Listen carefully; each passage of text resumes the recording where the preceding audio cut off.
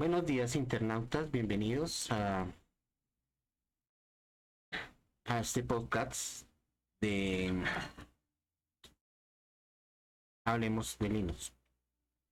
Estuvimos hablando acerca de la memoria virtual. Vamos a continuar con el tema. La memoria virtual es un código de instrucción, un grupo, un juego de instrucciones que tiene el procesador actualmente que permite administrar una unidad de almacenamiento como memoria principal, aunque no es memoria principal. Forma parte, digámoslo así, llega a formar parte de la memoria principal, pero no lo es. La idea de la unidad de esto es hacer multitareas el procesador. Con ese fin se creó la unidad virtual. En Linux tenemos dos tipos de memoria virtuales, ZRAM y la memoria virtual física. ZRAM es un software de Linux que ocupa la mitad de la memoria RAM principal y mediante unos algoritmos simula memoria virtual. Eso quiere decir de que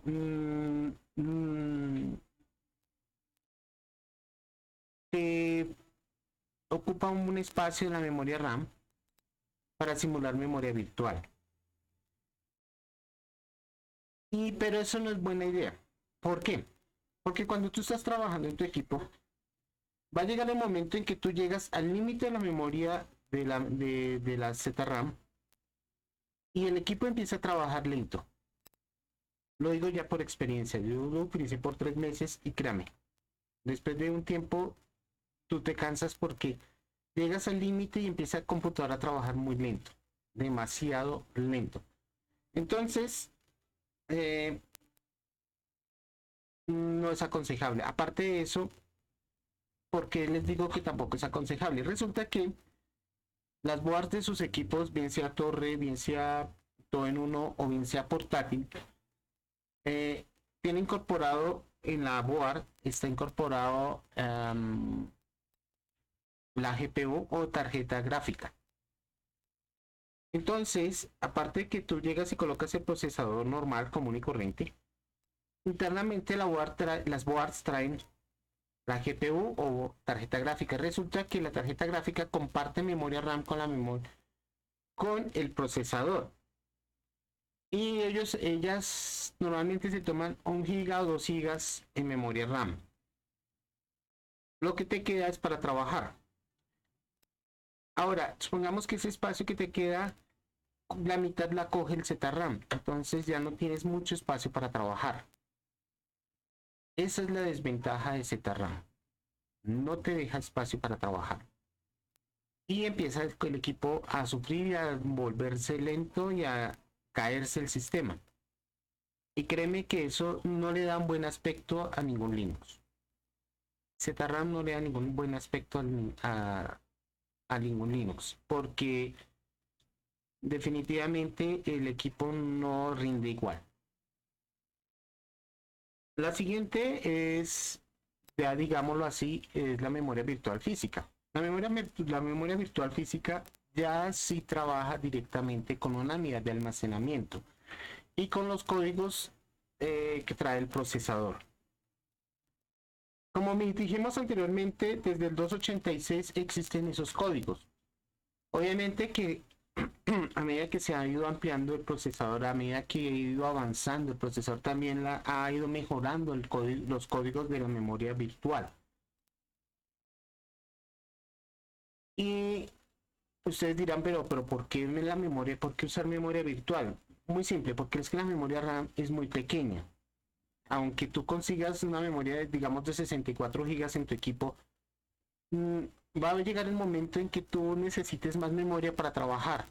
Y el equipo, si no tiene más memoria para trabajar, pues te va a trabajar más lento y se va a bloquear o se va a atascar muy seguido. La memoria virtual se hizo con el fin de poder tener abiertos más programas al mismo tiempo. Y es que sí, puede que exista memoria RAM para de 1 tera, de 2 teras, pero esas memorias RAM están dirigidas a los servidores y son memorias especiales. Para el usuario común, para nosotros que compramos computadores y que lo tenemos en casa, en nuestras oficinas, en nuestras empresas, tú no necesitas esa memoria. Y aún así, los servidores web necesitan memoria virtual, porque 1 giga, 2 gigas en memoria RAM no es suficiente. A veces necesitas memoria virtual para poder ¿cómo se dice? Suplir la necesidad de la red. Y en ese aspecto la memoria virtual lleva las de ganar. Porque las unidades de almacenamiento cada vez son más grandes. Mientras que la memoria virtual, la memoria RAM principal, perdón, pues va creciendo, pero está, digámoslo así, está supeditada a lo que diga el mercado, digámoslo así, el tamaño del mercado, también el tamaño del chip, y también está determinado por la cantidad de transistores que le puedes meter a ese chip. Estoy entrando un poco en electrónica, pero así es la realidad. Entonces, eso pues limita un poco. Además, claro, todavía no hemos llegado al límite de los 64 bits. Los límites de los 64 bits, si a ustedes les gustan las matemáticas, pueden hacer la operación. El bus de direcciones de un procesador para memoria RAM es 2 a la 64, pero a eso tienes que disminuirle 16 megas de memoria ROM, que es lo que ocupa la BIOS y los datos de la configuración de tu equipo. Entonces, lo que te queda es de memoria RAM física. Pero estamos hablando del bus de direcciones. A eso hay que multiplicarle los 64 bits del bus de datos. Y eso te da en total cuánta cantidad de datos puede guardar la memoria principal, la memoria RAM principal y la memoria ROM. ¿Listo? Ustedes pueden hacer ese ejercicio y se van a dar cuenta que siempre es bastante grande la cantidad de datos que se puede manejar. Entonces todavía no hemos llegado a ese límite de la memoria de direccionamiento de la memoria RAM. Y aún así, aunque pudiéramos llegar a ese límite, hay 16 megas que se pierden, que son los de la memoria ROM y de los datos que se guardan de la configuración de tu computadora. Entonces, en ese aspecto, por eso la memoria virtual es inmensamente grande, porque no está supeditada a los límites del procesador, sino va más allá. Ahora bien, ¿cómo funciona la memoria virtual? El procesador, vamos a suponer que ustedes prendieron el computador y llegamos entre el kernel y el sistema operativo. Esos dos, la memoria virtual, el procesador no los toca. Esos dos son fijos, inamovibles. Estamos hablando de Linux, ¿no? Son inamovibles. Entonces, la memoria virtual, el procesador no toca esas dos áreas. Pero resulta que, aparte de eso, hay varios programitas que se abren por ahí en el camino para configurar la tarjeta, para hacer sonar el sonido, bueno, para lo que sea que necesites esos programitas. O para hacer la pantalla y toda esa cosa, toda esa cuestión. Todo eso ocupa espacio en la memoria. Ahora yo llegué como usuario, después de haber entrado y de haber sentado en mi escritorio, abrí GIMP y abrí un archivo en GIMP para editar una fotografía. A medida que yo voy trabajando, los programas que están ahí abiertos, los mantengo abiertos pasándolo a la memoria virtual. Y corro el GIMP y el archivo al espacio que estaba ocupando ese programa. Ahora digamos que abrí otro programa más para hacer unos retoques a un dibujo sin cerrar el GIMP. Entonces el procesador vuelve otra vez, coge el GIMP con el archivo que estoy trabajando y lo guarda lo sube a la memoria virtual. Y ahora abre el programa que voy a abrir para hacer los retoques y lo pongo en la memoria principal. Entonces, de esa forma, permite que tu computadora trabaje mucho mejor. Y a medida que yo vaya abriendo más programas, la memoria virtual va siendo ocupada en su espacio por esas aplicaciones que yo voy abriendo y los archivos que estoy generando o que estoy trabajando.